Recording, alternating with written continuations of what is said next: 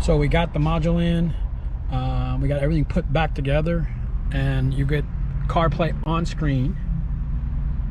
So you get your touch screen that works.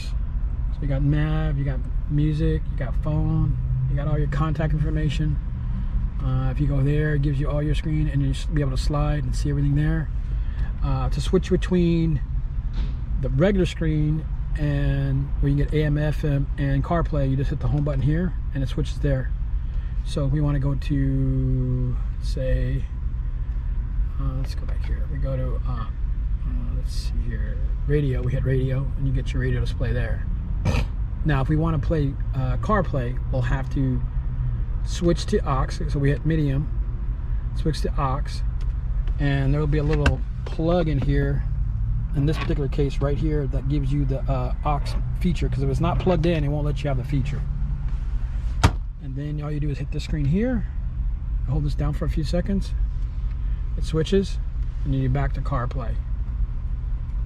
So that's how you get CarPlay on the new vehicle, or I should say a car that doesn't have CarPlay in a GM with ZZ2 kit. I think it's awesome. Peace.